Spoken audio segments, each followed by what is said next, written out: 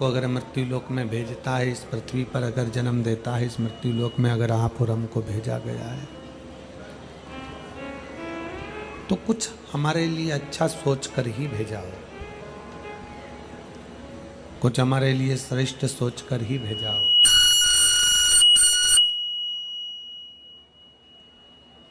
कुछ हमारे लिए अच्छा विचार कर कर ही भेजा होगा।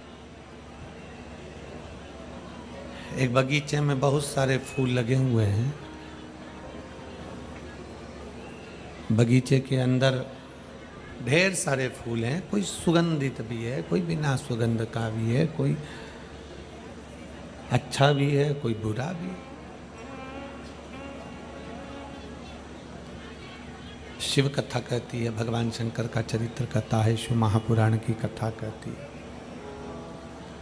बगीचे में बहुत फूल हैं, कोई पुष्प सुगंधवान है, कोई पुष्प दिखने में सुंदर है, कोई पुष्प खाने में सुंदर है, कोई पुष्प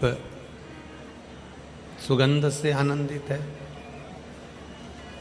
कोई पुष्प देखने में अच्छा नहीं लगता, कोई जहरीला होता है, कोई कैसा होता है। शिव महापुराण की कथा कहती है, जैसे बगीचे में बहुत पुष्प हैं, सबका कलर अलग है, सबका रंग अलग है, सबकी सुगंध अलग है, सबका स्वरूप अलग है, कोई मीठा है, कोई कड़वा है, कोई अच्छा है, कोई जहरीला है। उसी तरह भगवान की इस पवित्र भूमि पर, परमात्मा की इस पृथ्वी पर, इस धरा पर आप और हम सब पुष्प की तरह हैं। बगीचे में अच्छा पुष्प लगा, आप उसके करीब में चले गए। बेकार पुष्प था, आप उससे दूरी बना ली। संसार अच्छे और बुरे दोनों से बना हुआ है, इसमें अच्छे भी मिलेंगे और बुरे भी मिलेंगे।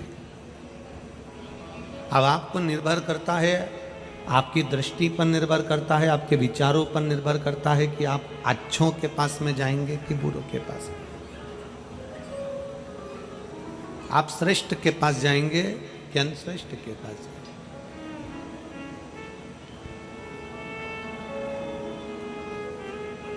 शिव महापुराण की कथा में एक बात, पार्वती जी से भगवान शंकर ने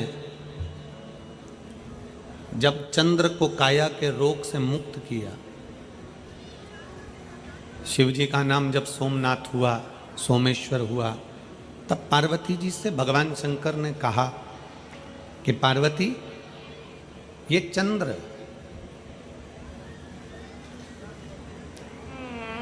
पूर्व में जब तुम सती थी,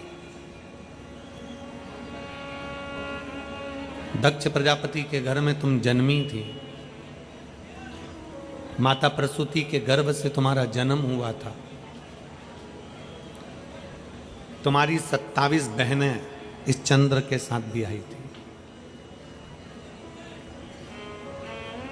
ये तुम्हारी बहनों का पति है।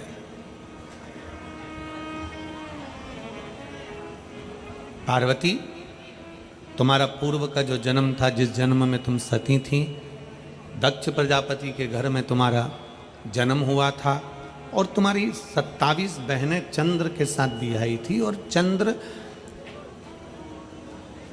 एक के प्रति आसक्त रहा, रोहिणी के प्रति, बाकी के प्रति आसक्ति नहीं थी उसकी। चंद्र को काया का रोग क्यों लगा?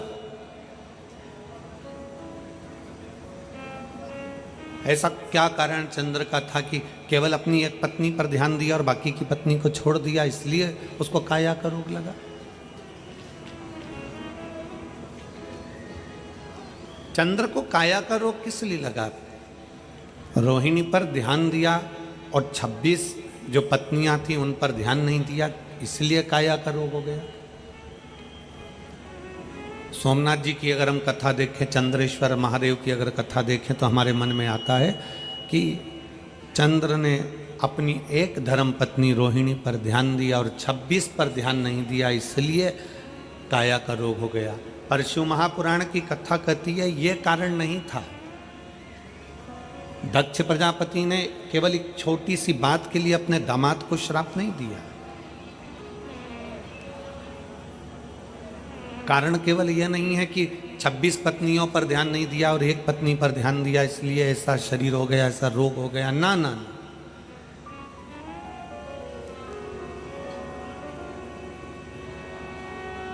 भगवान शंकर कह रहे हैं पार्वती रोग का कारण केवल इतना सा था कि 27 पत्नियों में से एक रोहिणी को चंद्रदेव ज्यादा चाहते थे, 26 को नहीं चाहते थे। कोई बात नहीं, 26 को नहीं चाहते ना, कोई बात नहीं। इसमें श्राप का कोई कारण नहीं बनता, इसमें श्राप देने का कोई कार्य नहीं बनता। फिर पार्वती जी ने पूछा तो फिर इनको श्राप क्यों लगा? मेरी बहन के पति चंद्रदेव को श्राप क्यों लगा? तो भगवान शंकर ने कहा पार्वती उनको श्राप लगने का कारण केवल इतना सा था, तुम एक पत्नी को चाहो मना नहीं, 26 को तुम ना चाह रहे हो कोई बात नहीं, पर 26 का अपमान तो मत करो। 26 को अपशब्द तो नहीं कहिए, 26 की निंदा तो न करिए। आप अपनी पत्नी को चाहो मना नहीं है, पर बाकी का अपमान तो ना किया जाए।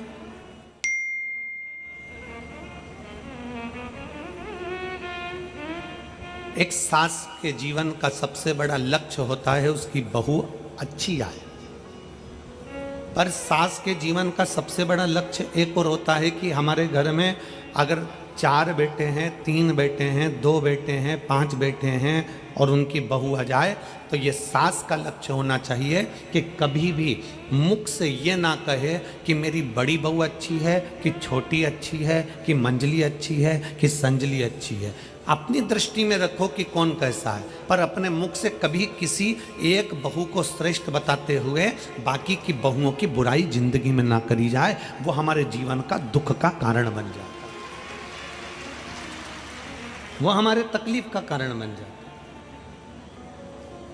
चंद्रदेव को काया का रोग क्यों हुआ? चंद्रदेव ने अपनी पत्नी रोहिणी को ज्यादा प्रेम करा इसलिए काया का रोग हुआ? नहीं नहीं नहीं, चंद्रदेव को कारण काया का रोग इसलिए हुआ क्योंकि चंद्र 26 जो पत्नियां थी, 27 में तो प्रेम था, 26 पत्नियों का अपमान कर देते थे। 4 लोग बैठे हैं, 4 लोगों में जैसी पत्नी पानी लेकर आई अपमान कर दिया, हर कुछ कह दिया, अपशब्द कह दिए, चिल्ला कर दौड़ दिए, कुछ कहने में आ गया, कुछ बोल दिए। शिव महापुराण की कथा कहती है अगर किसी ने कोई गलती करी है तो उसके कानों में जाकर कहिए कि तुमने ये गलती करी है।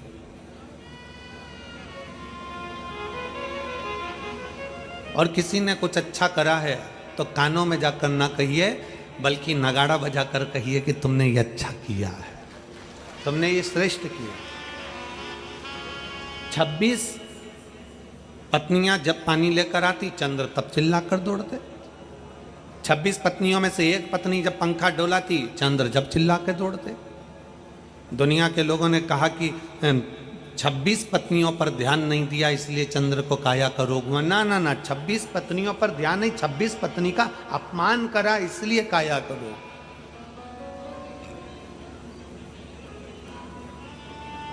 चंद्रदेव सभा में बैठकर हमेशा कहते थे तुम मुझे जानती नहीं हो, मेरी सुंदर काया पर तो दुनिया मोहित हो जाती है, तुम मुझे देखती नहीं हो। और क्या मान करे रे काया का, क्या मान करे रे काया का, के काया माटी मिल जाएगी राम भजले, राम भजले प्रभु का नाम भजले, के काया माटी मिल जाएगी राम भजले। चंद्रदेव अपनी काया का गुणगान करते रहे, मेरी काया ऐसी है, मैं इतना सुंदर हूं, मेरा स्वरूप ऐसा है। ना, धन संपदा सत्ता और काया, धन संपदा, सत्ता और काया कभी आपकी नहीं हुई है। थोड़े दिन अगर धन का सुख भोग रहे हो सकता है कि जीवन का क्या पहलू आ जाए, किसने देखा, इसलिए मर्यादित शब्द होना चाहिए। काया बहुत सुंदर है, बचपन में सुंदर है, जवानी में सुंदर है, अधेड़ी आएगी तो वो काया भी आपको लगेगा बताओ मैं तो कितना सुंदर था, पहले ऐसा था, पहले वैसा था, और काया ऐसी हो गई। सत्ता, आज आपके पास में अच्छा पद है, अच्छी प्रतिष्ठा है, अच्छी कुर्सी है, आप कोई अधिकारी के पद पर बैठे हो, आप कोई मंत्री के पद पर बैठे हो, आप कोई अध्यक्ष उपाध्यक्ष के पद पर बैठे हो, आपके पास में सत्ता है, आप कभी मालूम पड़ा विधायक बनकर बैठ गए, कभी सांसद बनकर बैठ गए, कभी कुछ बनकर बैठ गए, कभी कुछ बनकर बैठ गए, आपके पास सत्ता है। और इसके पहले किसी और के पास थी, उसके पहले किसी और के पास थी। जीवन का क्या ठिकाना है, कब किसके पास पहुंचे।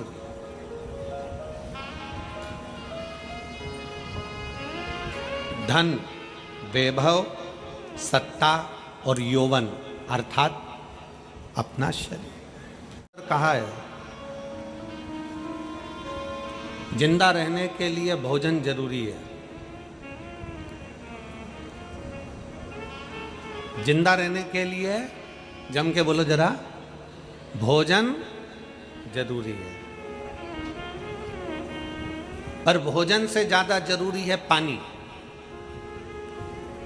बोलो सही है, जम के बोलो जरा, सही है। जिंदा रहने के लिए भोजन जरूरी है, पर भोजन से ज्यादा जरूरी है पानी।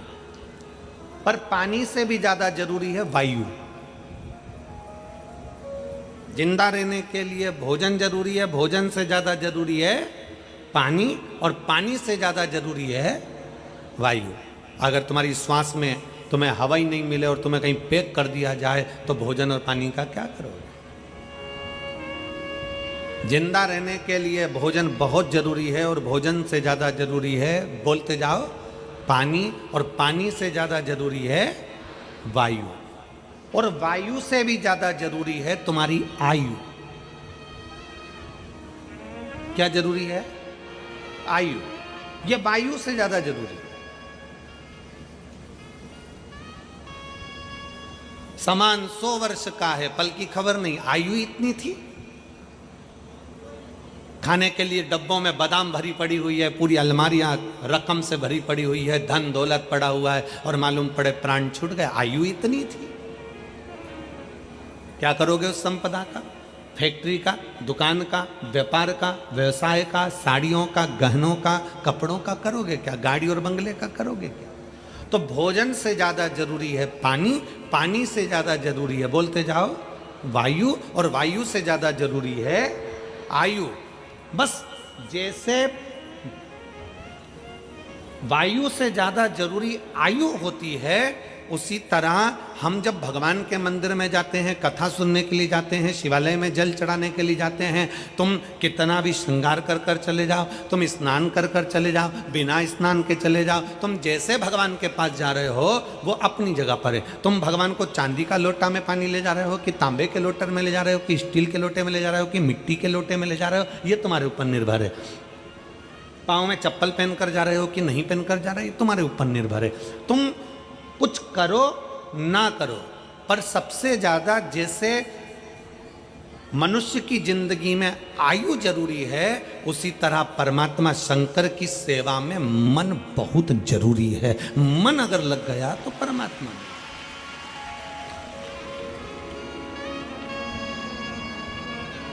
मन नहीं लगा तो परमात्मा है ही नहीं। एक महिला ने एक पत्र लिखा है,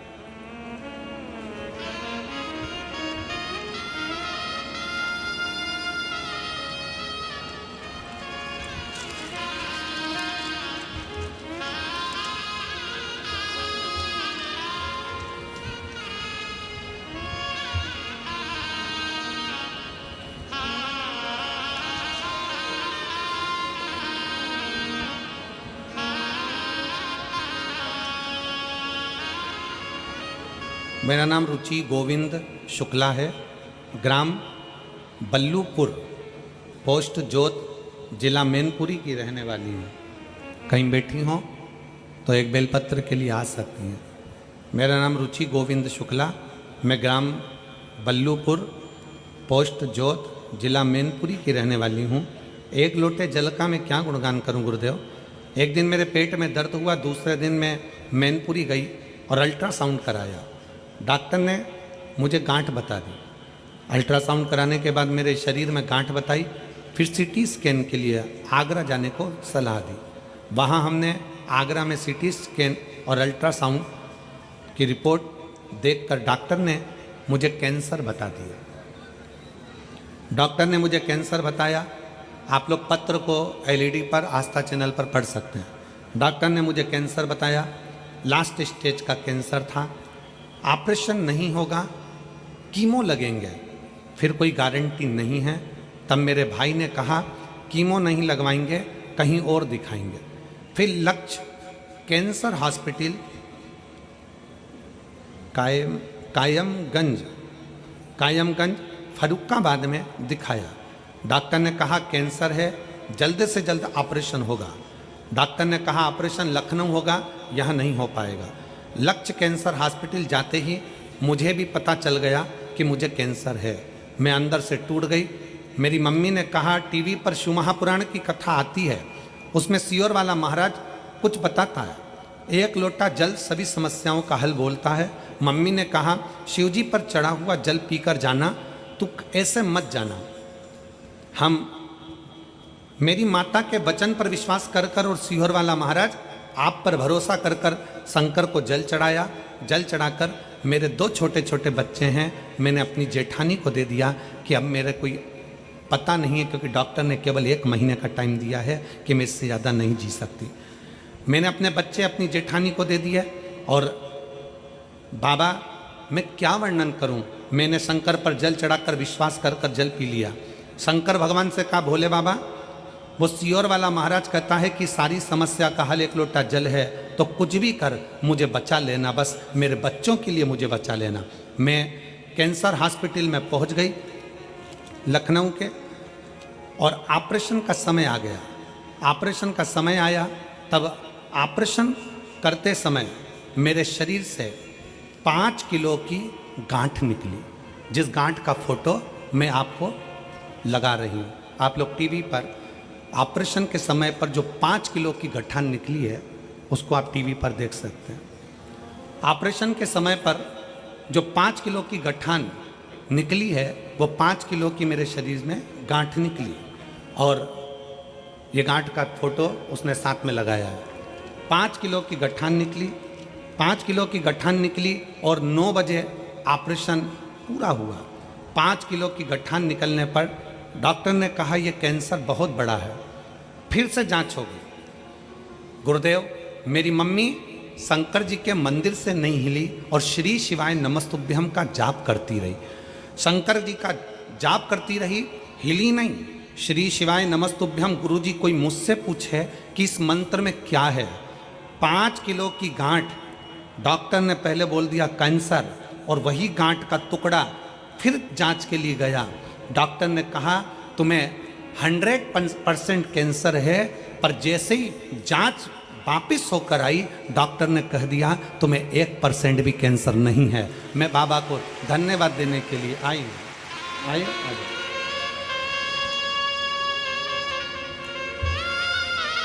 मेरा नाम रुचि गोविंद शुक्ला, मैं ग्राम बल्लपुर, पोस्ट जोत, जिला मैनपुरी की रहने वाली हूँ। समझो आपकी बहन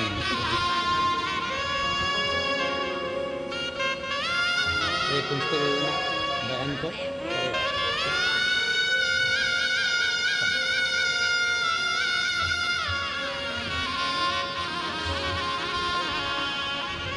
एक शिव भक्ति, एक विश्वास, एक भरोसा।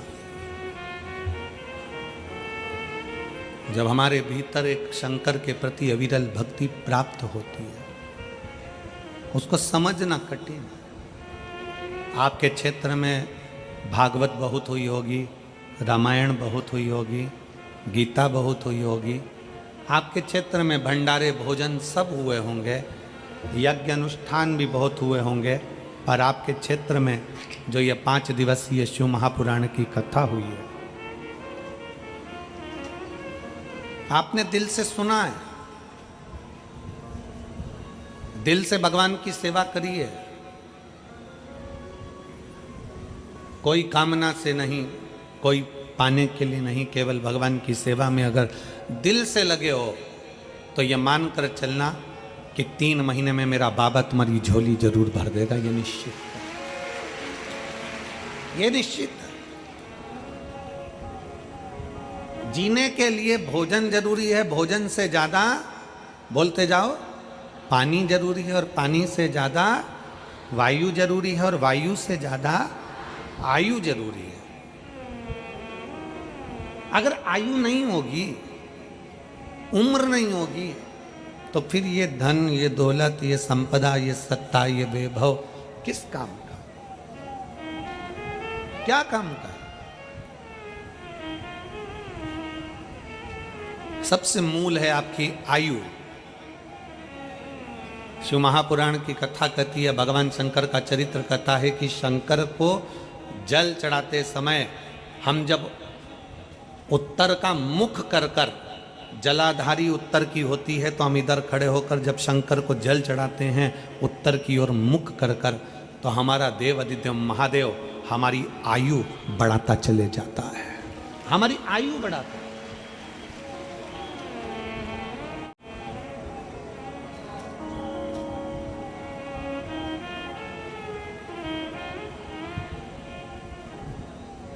शंभु का भजन, शिव का स्मरण।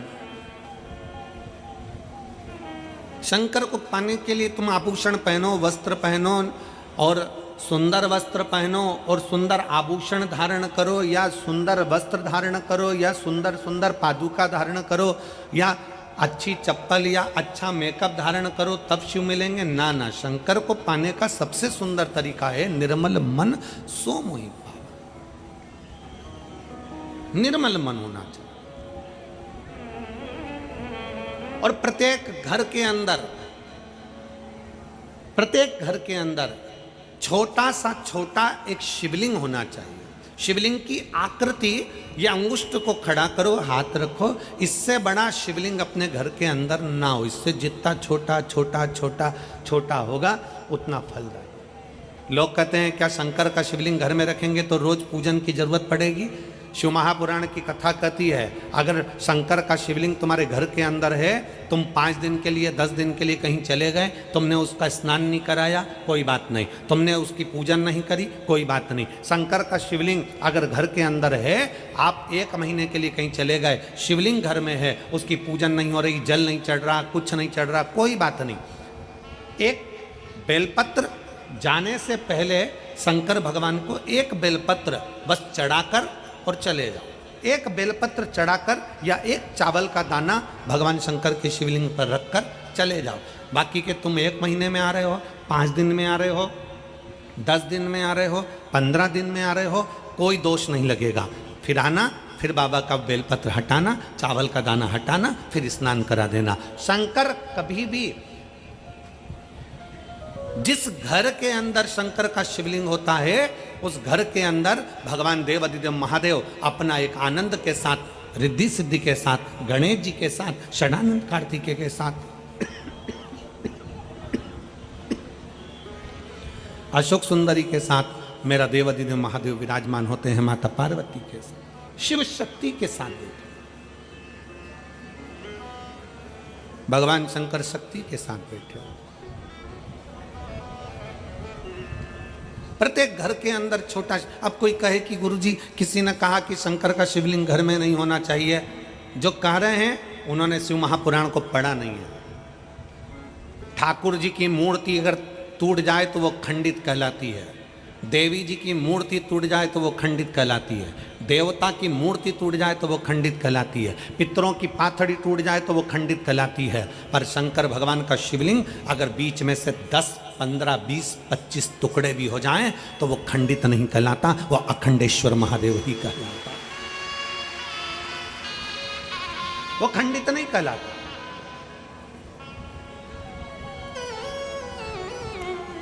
कोई कहता है हमारे घर में, हमारे मंदिर में शिवलिंग है वो टूट गया है गुरुजी, हम उसे बदल दे। काहे को बदल दे?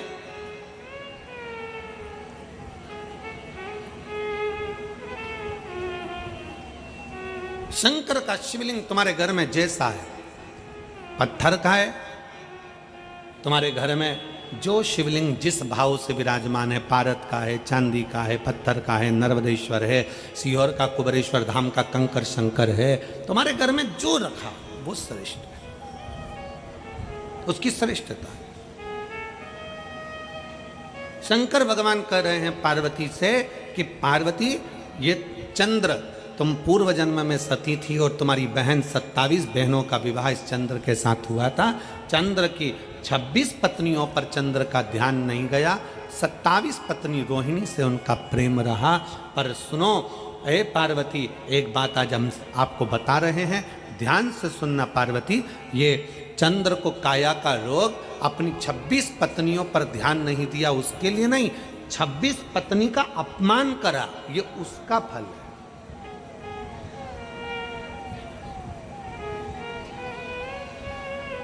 26 पत्नी का जो अपमान किया गया है, ये उसका भोग है।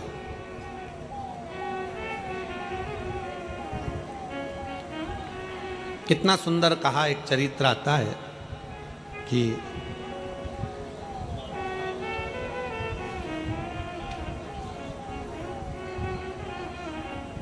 एक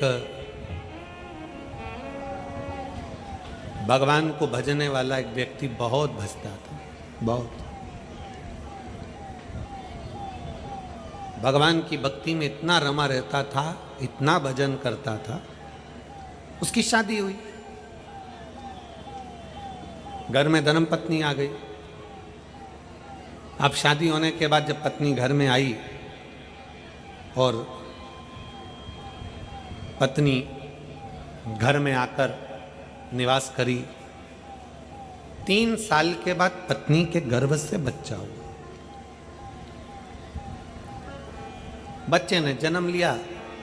जन्म लेने के बाद बच्चा मालूम पड़ा कि दोनों पांव से चल नहीं सकता, विकलांग। बच्चा चल नहीं पा रहा, पांव विकलांग है उसके। बड़ा दुखी हो गया, भगवान के पास पहुंचा, भगवान से बहुत बहुत झगड़ा किया, बाबा ये कहाँ का तरीका है, मैं तुम्हारी इतनी भक्ति करता हूँ, मैं तुम्हारा पर इतना विश्वास करता हूँ, मैं तुम्हारा इतना भजन करता हूँ, मेरा बचपन तुम्हारे भक्ति में निकला, मेरी जवानी तुम्हारी भक्ति में निकली, मेरी शादी हो गई, पत्नी अच्छी मिल गई, परिवार अच्छा मिल गया, सब अच्छा मिल गया और बच्चा हुआ तो ऐसा हुआ। एलईडी चालू करिए, एलईडियाँ चालू करवाइए उधर साइड पे।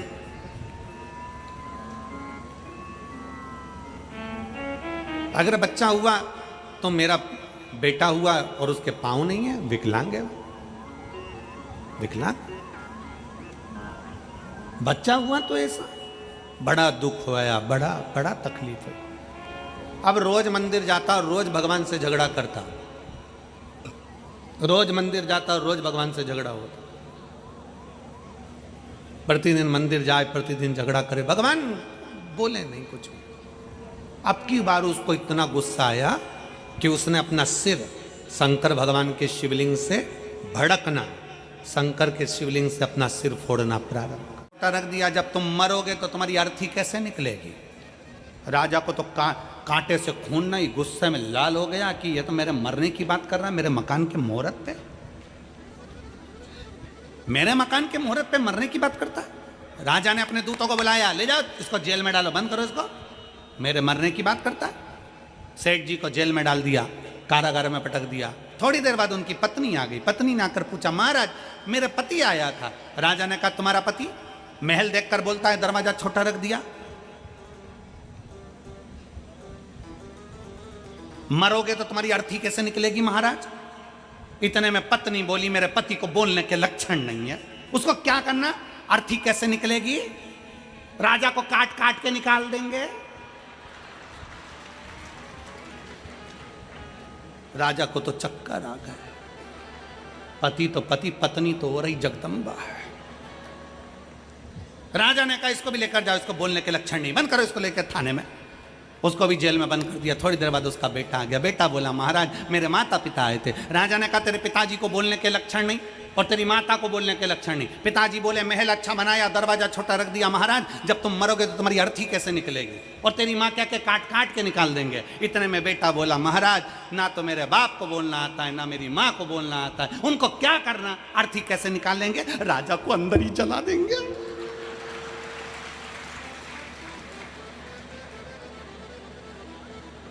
राजा ने अपने मंत्री को बुलाया, पानी ला पीने का, पानी ला। मंत्री ने पानी पिलाया। बोलो महाराज। महाराज बोले इनके खानदान में मुझे लगता है सबकी क्वालिटी एक जैसी है, सब एक जैसी। वाणी ऐसी बोलिए जो मन का आपा खोए, पर आज के जमाने में वाणी ऐसी बोलिए जो जम के झगड़ा होए, पर उससे मत बोलिए जो तुमसे तगड़ा हो। तुम बोलो मना नहीं, पर जरा देख के तो बोलो कि तुम भिड़ किससे रहे, किससे भिड़ रहे।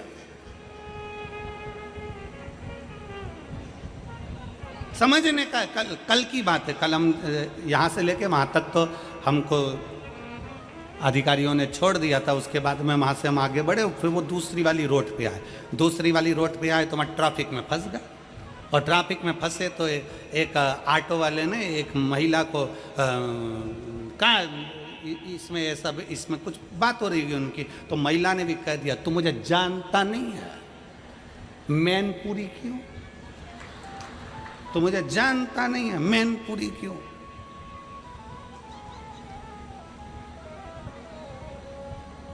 अब पता नहीं मैनपुरी में ऐसा क्या था, तो ऑटो वाले ने जी जी बैठो। अब मैनपुरी में ऐसा क्या था हम समझ नहीं पा। उन्होंने कहा मैनपुरी क्यों, उसने कहा जी जी बैठो। हमने भी पीछे वरुण बैठा था, हमने भी कह दिया, हमसे भी कोई पूछेगा कह देंगे मैनपुरी क्या है, बोलना मत।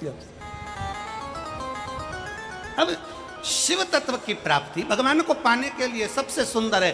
आपके पास कुछ नहीं है देने के लिए, मत दो। भगवान शंकर को आप रिझाने के लिए केवल अपनी मुस्कुराहट भी दे सकते हो। भगवान को प्रसन्न करने के लिए आपके चेहरे की स्माइल भी शिव को प्रसन्न कर सकती है। मुस्कुराओ प्रेम से। बाबा वो योग ऋषि रामदेव बाबा तो सवेरे सवेरे हंसने की तुम लोगों को बोलते भी हैं कि हंसो ठाका लगा। लोग गार्डन में हंसते हैं पर वैसे नहीं हंसते। और फिर निवेदन है, सेल्फी में स्माइल देने से अच्छा है सेल्फ स्माइल रही है, खूब मुस्कुराई, प्रसन्न। एक फोटो के लिए कितनी जरा सा फोटो, कितना भी दुख होना फोटो खिंचवाने के लिए तुरंत इतनी जोरदार स्माइल, बढ़िया दिखना चाहिए। किसी ने पूछा ये तुमने क्यों खींचा, डीपी में लगाऊंगी। हमने भी मन में सोचा जब तक जिंदा हो ना मुस्कुराते रहो, डीपियां बदलते रहो, बाद में डीपी भी नहीं बदल पाओगे, फोटो जैसे लग जाओगे, डीपी भी नहीं बदल पाओगे, एक जैसा फोटो रहेगा, एक जैसा फोटो। मुस्कुरा रहे हो, एक चेन गले में पड़ी है, टोपी लगी है और गले में प्लास्टिक के फूल की माला और दीवार पे टंगे उत्तर दक्षिण, तो मुस्कुरा। और पंखा चलता है जब माला हिलती है, माला हिलती है। माला इसलिए हिलती है क्योंकि सास फोटो में टंगे टंगे कहती है बेटा हम भी जोड़ जोड़ के टंग गए, तुम भी टंग जाओगे। इसलिए अपने गांव में फिरोजाबाद में जब कथा हो तो थोड़ा सा लोगों को भोजन पानी कराते रहना, तो ऊपर भी खाने को मिलता रहेगा बेटा, नहीं तो टंग तो जाओगे, टंग जाओगे। मुस्कुरा लो अभी जिंदगी, और नहीं तो अंत तो जाना ही है। और ढिम ढिम डमरू बजावेला हमार जोगीरा, हो हमार जोगीरा। ढिम ढिम डमरू बजावेला हमार जोगीरा, हो हमार जोगिया। ढिम ढिम डमरू बजावेला हमार जोगीरा, हो हमार जोगिड़ा। टिम टिम डमरू बजावेला हमार जोगिया,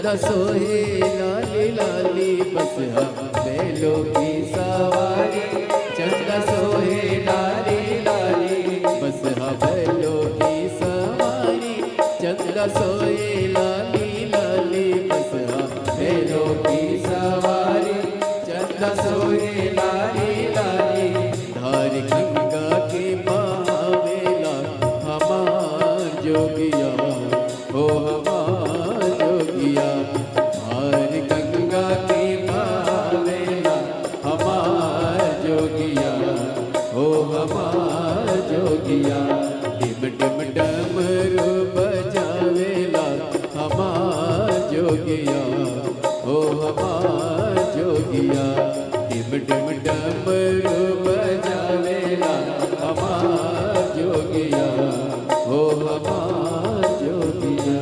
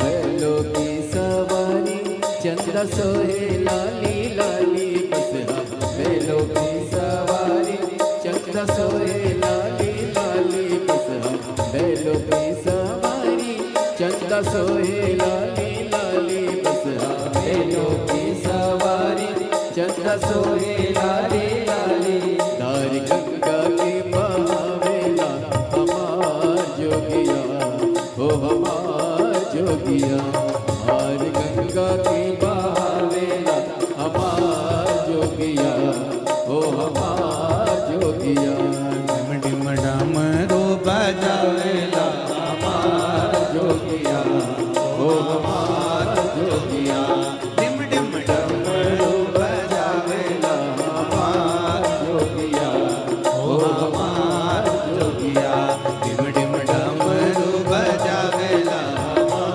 जोगिया हो हमार जोगिया डिम डिम डमरू बजावेला जोगिया हो हमार जोगिया डिम डिम डमरू बजावेला हमार जोगिया ओ हमार डमरू बजावेला हमार जोगिया हो हमार हार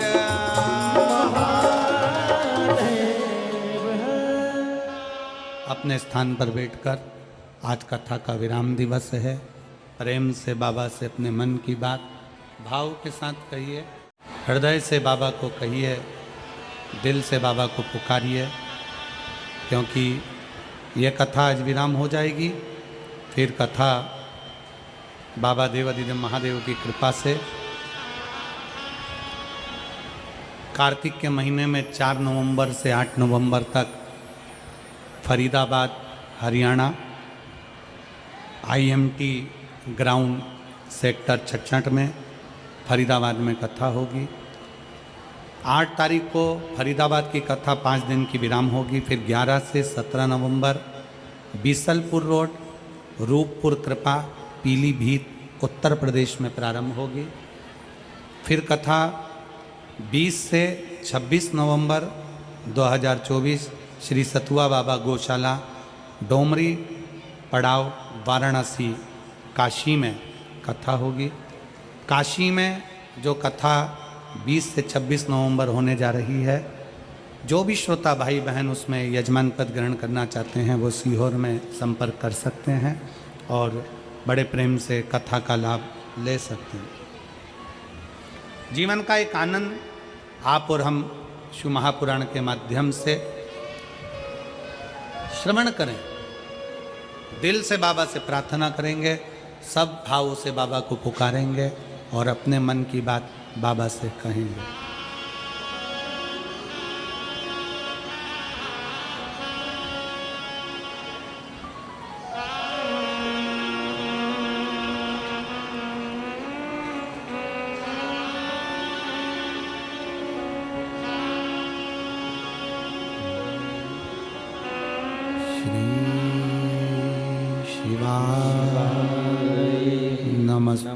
नमस्तुभ्यं श्री शिवाय नमस्तुभ्यं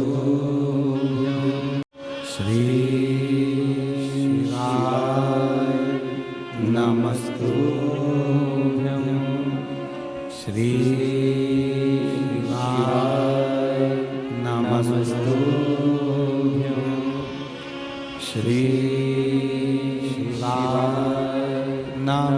नमस्तुभ्यं भोला सब दुख काटो हमारा, ओ भोला सब दुख काटो हमारा।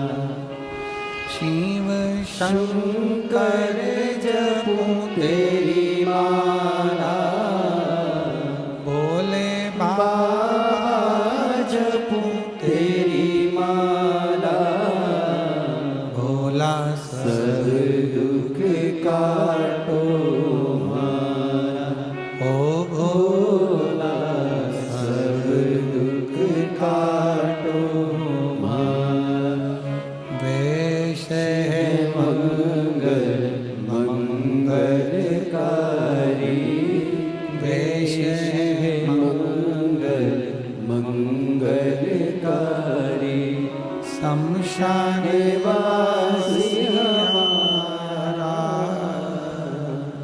शमशाने